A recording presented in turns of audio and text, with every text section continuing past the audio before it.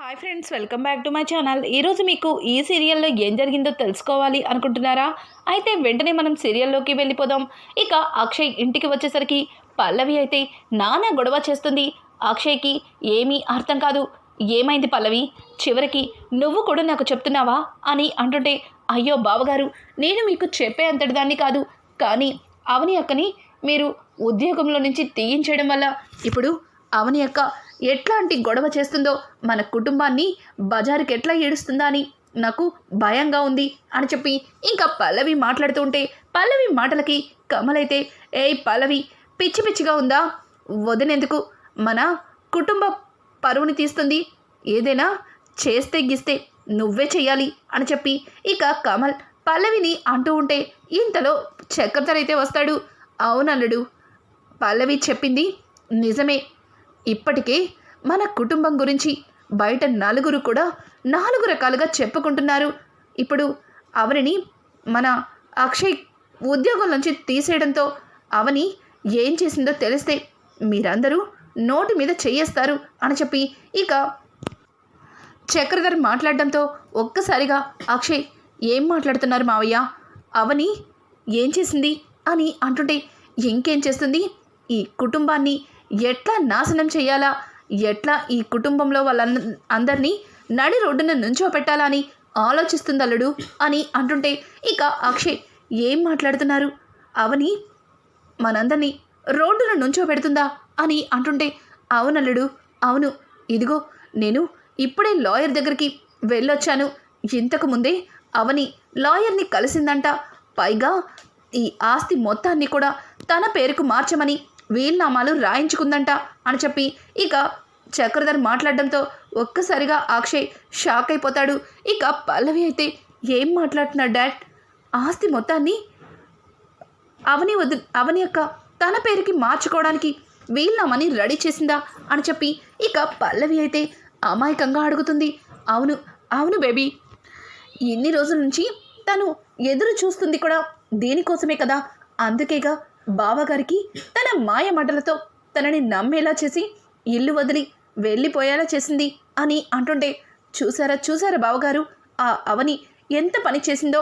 మొన్న స్కూల్లో కూడా మావయ్య గారు ఎవరిని అడగకుండా ఒక్కసారిగా 10 లక్షల చెక్ని స్కూల్లో డొనేట్ చేశారు. మావయ్య గారు పేరున ఆస్తుంది కాబట్టి మావయ్య గారిని నమ్మించి తన మాటలతో మావయ్య గారిని తన వైపుకు తిప్పుకుంది.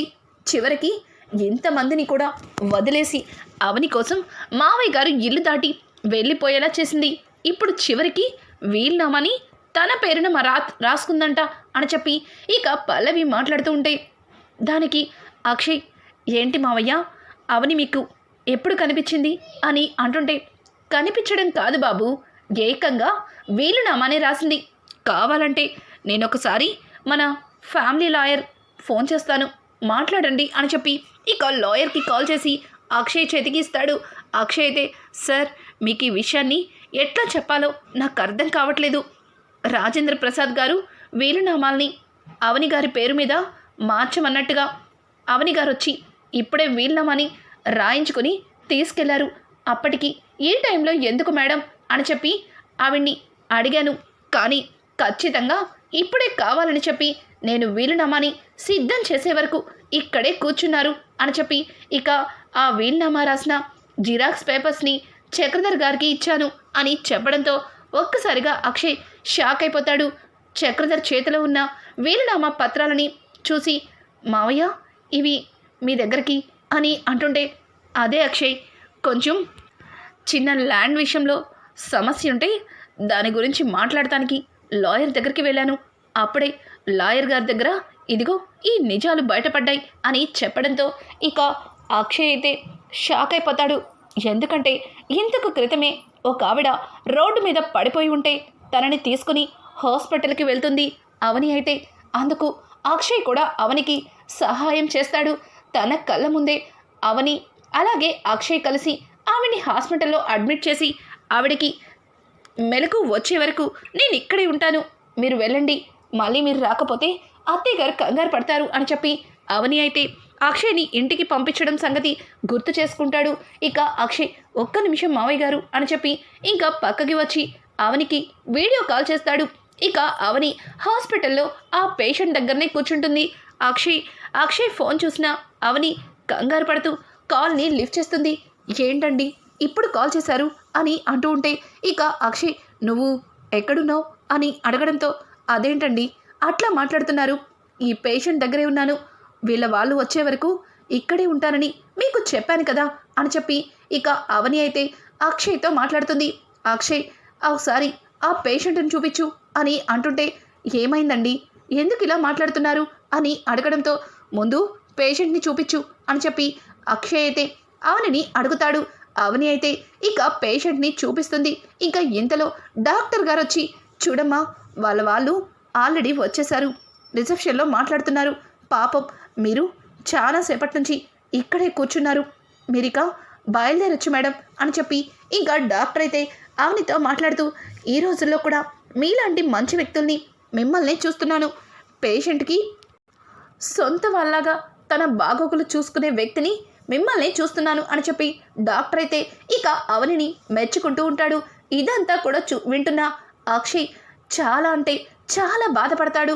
ఇన్ని రోజులు కూడా అవని గురించి తను అపార్థం చేసుకున్నానని, అలాగే అవని మీద పల్లవి వేసిన నిందలన్నింటినీ నిజమని నమ్మి అవనిని దూరం పెట్టానని, అలాగే కన్న కూతుర్ని కూడా చాలా బాధ పెట్టానని అక్షయ్ చాలా బాధపడుతుంటాడు.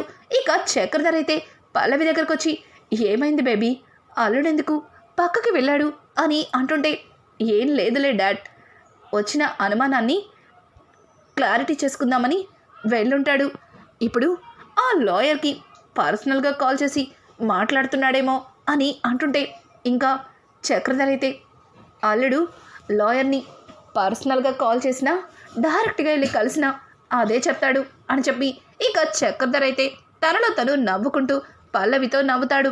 ఇంకా ఇంతలో అక్షయ్ లోపల నుంచి బయటకు వస్తాడు. ఇక పార్వతి అయితే రే అక్షయ్ చూసావా అవని ఎంత కుట్ర చేసిందో, ఈ ఆస్తి కోసం తను ఎవరినైనా నాశనం చేస్తుంది, ఎవరినైనా నడి బజార్లో నిలబెడుతుంది అని చెప్పి ఇంకా పార్వతి మాట్లాడుతుంటే అవునమ్మా అవని ఎవ్వరి కోసమైనా తన జీవితాన్ని దారపోస్తుంది అని అంటుంటే అయ్యో బావగారు మీరు ఏమంటున్నారో మీకేమన్నా అర్థమవుతుందా అని చెప్పి పల్లవి అంటుంటే షటప్ పల్లవి అని చెప్పి ఇక అక్షయ్ అయితే పల్లవి మీద విరుచుకుపడతాడు. ఒక్కసారిగా పల్లవికి ఏమీ అర్థం కాదు. ఇంకా చక్రధర్ అయితే అల్లుడు నువ్వు ఏం చేస్తున్నావు, నీ భార్య తప్పు చేస్తే నీ భార్యని మందలించాలి, లేదంటే తన నుంచి విడిపోవడానికి నువ్వు లాయర్ని కలిసి ఏదో ఒక నిర్ణయం తీసుకోవాలి, అంతేగాని నిజం చెప్పినందుకు ఇట్లా అందరి ముందు నా కూతుర్ని అవమానిస్తుంటే అది చూస్తూ మాత్రం నేను ఊరుకోను అని చెప్పి చక్రధర్ మాట్లాడుతుంటే ఛీ నువ్వొక పెద్ద మనిషివి, నీకొక పెద్దరికం ఉంది, అసలు నువ్వు మనిషివేనా అని చెప్పి ఇక అక్షయ్ అయితే చక్రధర్ని నిలదీస్తూ ఉంటే ఇక పక్కన ఉన్న కమల్ శబాష్ అన్నయ్య, ఇన్నాళ్ళకి నువ్వు కరెక్ట్గా మాట్లాడుతున్నావు, వీళ్ళిద్దరూ కలిసి అవని వదిన గురించి నీకు లేనిపోనివన్నీ చెప్తున్నారు, ఇప్పటికన్నా నిజం తెలుసుకున్నావు అని చెప్పి ఇంకా కమల్ మాట్లాడుతూ ఉంటే ఇంకా అక్షయ్ చూడు నా భార్య ఇన్ని రోజులు నువ్వు చెప్పిన మాటలు విని తనని దూరం పెట్టాను, కానీ తన మీద నువ్వు ఇలా లేనిపోని అబాండాలు వేయటానికి నీకు నోరెలా వస్తుంది అని చెప్పి ఇంకా అక్షయ్ అయితే పల్లవిని అలాగే చక్రధర్ని నిలదీస్తూ ఉంటే ఇక ఇంతలో పల్లవి అయితే అత్తయ్య ఏంటత్తయ్య బావగారు ఇట్లా మాట్లాడుతున్నారు, కనీసం మీరు ఒక్క మాట కూడా మాట్లాడట్లేదు అని అంటూ ఉంటే ఇంకా పార్వతి ముందుకొచ్చి రే అక్షయ్ ఏమైందిరా, ఎందుకు ఇలా మాట్లాడుతున్నావు, నువ్వే కదా లాయర్తో మాట్లాడావు, మరి ఇప్పుడేంటి అవని ఏ తప్పు చేయలేదన్నట్టు అట్లా మాట్లాడుతున్నావు అని అంటుంటే అమ్మా అవని తప్పు చేయడం నీ కళ్ళతో నువ్వు చూసావా అని అడగడంతో అదేంట్రా లాయర్ గారు సాక్ష్యంగా ఇదిగో ఈ జిరాక్స్ పేపర్స్ని ఇచ్చారు, పైగా ఆయనతో నువ్వు ఫోన్ కూడా మాట్లాడావు, ఇక మీ మావయ్య అవని చేసిన పనిని చక్కగా చెప్తున్నారు, ఇంకా నీకు నమ్మకం కలగట్లేదేంటి, అయినా నీ భార్య ఇంతకు ముందు చేసినవి కూడా నువ్వు మర్చిపోయినట్టున్నావు అని అంటూ ఉంటే ఇక అక్షయ్, అమ్మా చాలమ్మా చాలు, ఇంతవరకు కూడా అవని గురించి ఎన్నో చెప్పారు, కానీ చూస్తున్నవన్నీ జరుగుతున్నవన్నీ చూస్తూ ఉంటే ఇవన్నీ అవని మీద పన్నుతున్న కుట్రలా అనిపిస్తుంది. అవనిని ఈ కుటుంబానికి నాకు దూరం చేయడానికి తన మీద మోపుతున్న నిందల్లా అనిపిస్తున్నాయి అని చెప్పి అక్షయ్ మాట్లాడుతుంటే, అయ్యో బావగారు, అవని అక్క మీద మీకు ఇంకా ప్రేమ పోనట్టుంది, అందుకే మీరు ఇట్లా మాట్లాడుతున్నారు. తను తప్పు చేసినా ఆ తప్పు మీకు తప్పులా అనిపించట్లేదు అని అంటుంటే, షటప్ షటప్ పల్లవి, ఇప్పుడే నిన్ను కొట్టి నీకు బుద్ధి చెప్పగలను, కానీ నువ్వు నా తమ్ముడు భార్యవని ఇక్కడితోనే ఆగిపోయాను. ఏంటి, అవని ఆస్తిని తన పేరుకి మార్చుకోవడానికి లాయర్ దగ్గరికి వెళ్ళిందా? పైగా ఈ వీలునామాని రాయిచ్చిందా? ఇదంతా కూడా మీ నాన్న ఇదిగో ఇక్కడ నిలబడ్డా ఈ పెద్ద మనిషి చూశాడా? అసలు మీరు ఏం మాట్లాడుతున్నారో మీకేమన్నా అర్థమవుతుందా అని చెప్పి అక్షయ్ అయితే ఇంకా పల్లవిని అలాగే చక్రధర్ని నిలదీస్తూ ఉంటే ఇంకా పల్లవి అయితే అర్థమైంది, బాగా అర్థమైంది. అంటే మిమ్మల్ని అలాగే అవనిని మేమే విడదీస్తున్నామని మీరు మా మీద అనుమానపడుతున్నారా బావగారు? ఇంత జరుగుతున్నా మీకు నమ్మకం కలగట్లేదా బావగారు అని చెప్పి పల్లవి అమాయకంగా మాట్లాడుతుంటే, చాలు ఇంకా, ఇంతవరకు నువ్వు ఎన్నో విషయాల్లో నన్ను నమ్మించావు, అలాగే నాతో అవరిని ఎన్నో మాటలు అనేలా చేశావు, కానీ ఇప్పుడు మీరు చెప్పిందంతా చూసిన తర్వాత విన్న తర్వాత మీరు అవని మీద ఇలాంటివి ఎన్నో కట్టుకథలు అల్లుతున్నారని అర్థమైంది అని అంటూ ఉంటే ఇక శ్రీకర్, అన్నయ్య వీళ్ళందరూ కలిసి అవని వదిన గురించి అబద్ధాలు చెప్తున్నారని ఇప్పటికైనా నిజం తెలుసుకున్నావు, నిన్ను చూస్తుంటే నాకు చాలా సంతోషంగా ఉంది అని అంటూ ఉంటే ఇక చక్రధర్ అయితే, చూడలుడు, నేనేదో మీ కుటుంబం మంచి కోసం జరిగిన విషయాన్ని చెప్పడానికి వచ్చాను, కానీ నువ్వు నన్ను నా వయసుని ఏమాత్రం గౌరవం లేకుండా ఇట్లా నా పరువు తీస్తున్నావు అని చెప్పి ఇక చక్రధర్ మాట్లాడుతుంటే పల్లవి, అవును అత్తయ్య, డాడ్ వయసుకి కనీసం బావగారు ఏమాత్రం రెస్పెక్ట్ ఇవ్వట్లేదు, డాడ్ని ఇట్లా అవమానించడం నాకేమాత్రం నచ్చలేదు అని చెప్పి పల్లవి మాట్లాడుతూ ఉంటే ఇక కమలైతే, ఛీ నోర్మై, మీరు చేసే పనులకి మిమ్మల్ని ఎవరైనా గౌరవిస్తారా? ఎవరైనా మిమ్మల్ని మెచ్చుకుంటారా? మీలాంటి వాళ్ళని అసహించుకోవడానికి కూడా నాకు చిరాకు వస్తుంది అని చెప్పి ఇక కమల్ మాట్లాడుతూ ఉంటాడు. ఇంతలో పార్వతి అయితే, ఏంట్రా అక్షయ్, అసలు నువ్వెందుకు ఇలా మాట్లాడుతున్నావు? అవని తప్పు చేయలేదని నువ్వు నమ్మటానికి కారణమేంటి? తన గురించి అంతా తెలిసినా నువ్వేనా ఇట్లా మాట్లాడుతుంది అని అంటుంటే, అవునమ్మా అవును, నేనే మాట్లాడుతున్నాను, ఎందుకంటే ఇంతవరకు అవని నాతోనే ఉంది కాబట్టి అని చెప్పడంతో ఒక్కసారిగా పల్లవికి చక్రధర్కి దిమ్మ తిరిగిపోతుంది.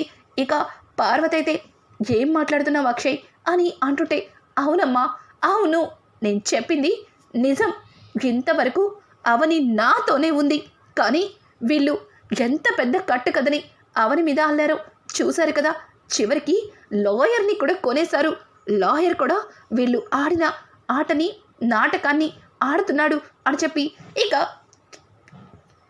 అక్షయ్ అయితే పార్వతితో చెబుతూ ఉంటే ఇక శ్రీకర్, అన్నయ్య నువ్వు చెప్పేది నిజమేనా అని అంటుంటే, అవునరా, ఎన్ని రోజులు పల్లవి అవని గురించి లేనిపోనివన్నీ చెప్తూ తనని నా నుంచి దూరం చేస్తుంటే అది తెలియక నిజంగానే అవని తప్పు చేసిందని అవనిని అనుమానించాను, అలాగే అవని మీద ఎన్నో నిందలు వేశాను, కానీ ఇప్పుడు జరిగింది చూస్తుంటే ఇంతకు ముందు కూడా అవని మీద అనవసరంగా నేను అపోహపడ్డాను అనిపిస్తుంది, అవని మనసుని నా మాటలతో అనవసరంగా బాధ పెట్టాను అనిపిస్తుంది అని చెప్పి ఇక అక్షయ్ మాట్లాడుతూ ఉంటే ఇంతలో కమల్, ఇప్పుడు చెప్పండి, ఇంతవరకు వదిన అన్నయ్యతోనే ఉందంట, మరి వదిన వెళ్ళి వీలునామాని ఎట్లా రాయిస్తుంది?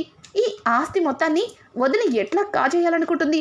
అసలు మీరిద్దరూ కలిసి నా వదిన గురించి ఎంత పెద్ద అబద్ధాన్ని చెప్తారా అని చెప్పి ఇక కమల్ అయితే పల్లవి చంప చెల్లు అనిపిస్తాడు.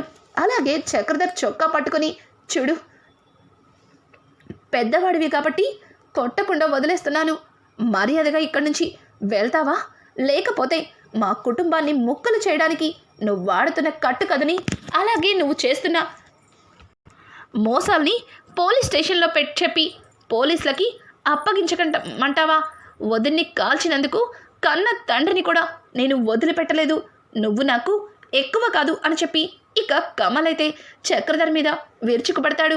ఇక ఇంతలో పల్లవి, అంటే అవని అక్క మీరు కలుసున్నారు కాబట్టి అవని అక్క ఏమీ చెయ్యలేదు అంటున్నారు, అంతే కదా, మీతో కలిసినట్టు నటించి మీరిటు వచ్చిన తర్వాత తను లాయర్ దగ్గరికి వెళ్ళుండొచ్చు కదా, మీరు ఎందుకని ఈ లాజిక్ని మిస్ అవుతున్నారు అని చెప్పి పల్లవి అంటూ ఉంటే, షటప్ పల్లవి, ఇంతకు ముందే చెప్పాను అవని గురించి ఇంకొక్క మాట మాట్లాడినా ఊరుకునేది లేదని, ఎందుకంటే నా భార్య ఎట్లాంటి తప్పు చెయ్యలేదు కాబట్టి, తను ఏ లాయర్ దగ్గరికి వెళ్ళలేదు కాబట్టి, తను ఇంతవరకు నాతోనే ఉంది, ఇప్పుడు కూడా తను ఎక్కడుందో కూడా నాకు తెలుసు, కావాలంటే నాతో రండి నేను చూపిస్తాను అని చెప్పి ఇక అక్షయ్ మాట్లాడుతూ ఉంటే పల్లవికి ఏమీ అర్థం కాదు. ఇక పార్వతి అయితే ఏంట్రా అవని మీద నీకు అంత నమ్మకం అని అంటుంటే, ఎందుకంటే రోడ్డు మీద ఒక ఆవిడకి యాక్సిడెంట్ అయింది, ఆవిడ్ని తీసుకెళ్తానికి అంబులెన్స్ వచ్చేసరికి లేట్ అవుతుందని అవని రోడ్డు మీద నుంచి వెళ్ళే వెహికల్ని ఆపడానికి ప్రయత్నించింది, అనుకోకుండా ఆ వెహికల్ నాదయ్యింది, నా వెహికల్లో ఆవిడ్ని హాస్పిటల్కి తీసుకెళ్ళా, తనకి ఏమవుతుందో అని అవని ఎంతలానో కంగారు పడిపోయింది. ఇట్లా ముక్కు మొహం తెలియని ఆవిడ కోసం నువ్వు వింతలా కంగారు పడుతున్నావు, నీ జీవితం కోసం నీ కోసం ఆలోచించుకోవా అని చెప్పి అవనిని నేను ప్రశ్నించాను, కానీ అవని చెప్పిన మాటలు విని నాకు నోటి నుంచి మాట రాలేదు, తనని హాస్పిటల్లో అడ్మిట్ చేసి అక్కడి నుంచి నేను ఇంటికి వచ్చేసాను, కానీ వాళ్ళు వచ్చే వరకు అవని అక్కడే ఉంటానని అక్కడే ఉంది.